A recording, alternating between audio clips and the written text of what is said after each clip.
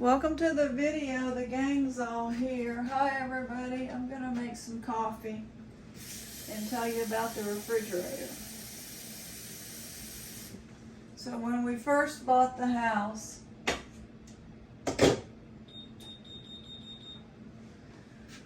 we almost, I don't know if the deal would have fallen through had we not gotten their refrigerator, or if I would have come to my senses and said, okay, but there was a refrigerator here that was kind of a smaller size, but not dorm size or anything like that.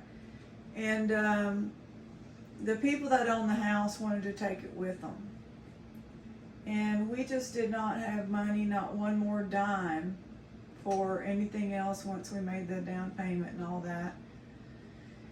And we had to put like the carpet and the electricity, the electricians came out, we had to put that on the Visa.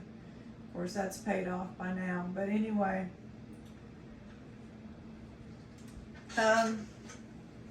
it really came down on the negotiation almost to, they're not going to give y'all the fridge. And I think I said, well, I'm willing to walk away. And then finally, the realtor said I talked some sense into them. Their refrigerator was probably worth $300. Long story short, it was a good refrigerator for, I guess, 15, 16, about 7 years. And then it quit on us. It wasn't big enough. So when we got the new one, we wanted to get one that we didn't have to bend down to the crisper. And so we felt well enough back then to walk in Lowe's, and we bought, I'll show you in a minute, the stainless steel one. I want to say $1,400. It's a LG. You know, the main brands are going to be $5,000 to $8,000 for a stainless steel, whatever. We had to wait about 3 months for it to get here because they didn't have a real one. They just had the display. And we got it, and it made weird noise at first. We don't have it hooked up to water for an ice maker. And it was making weird noises, and we were like, this is weird, you know. It wasn't the motor, it was just knocking. And now I'm getting hot, but the vegetables in the crisper would wilt. So it's been a lemon from the beginning, and yesterday it went out. Ruby started noticing it with the freezer. So yesterday, it took her all day. I couldn't do anything to put the stuff slowly in trash bags, and it's heavy. Food is heavy. And get them out into the trash can, down to the street, get picked up tomorrow. So the whole refrigerator food, freezer, it's all gone. And so this is how I make my coffee. I boil the water and then we just run. I don't like the coffee maker pot. And they use this filter system in Germany, my aunt does. So she got on the phone with Lowe's last night about 8:30. They close at 10. Kept calling, and people would pick up and hang up. Like, I guess people didn't want to do any more work at 8:30 on Saturday night in little Nacogdoches, Texas. But before I get to that, nobody can fix this refrigerator in town that we know of. Lowe's says they don't have anybody, that they can't even recommend. I know Lowe's doesn't have anybody, but they can't even recommend. He said all the old guys are retired because they're just too expensive to fix now.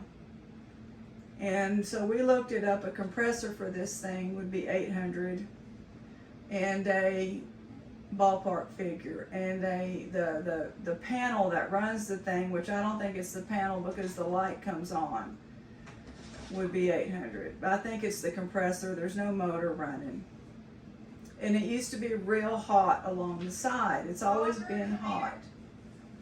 So I just said we're not gonna fix it because I don't trust it. It makes me nervous that it's gonna catch on fire. It's been a lemon from the start. So tomorrow morning, which is a shock, well, Ruby called and they have $800. They have an off-brand on sale, and they have it in stock, or at least in an area where they can get it. They're coming in the morning, and this is going to be hard to get out. But the guys barely got it in when they did through the back door. Took the door off, I think, and then they'll bring the other one is a little bit smaller, which I want it smaller. This one, I didn't think it would be this big. I mean, Ruby measured the little part that it goes in. So I'll show it to you. We were so proud of it. I know y'all are going to say, get that thing fixed. No, because it's just going to cost. See, we didn't have to bend. That was the good part. We picked this because we didn't have to bend for fresh produce, fresh stuff. Now this is a little dirtier, but oh, we need to get our ice trays out of here. We don't really have a good way to hook water up. Somebody rigged something and this was a rental for years, and it had flooded and stained the paneling.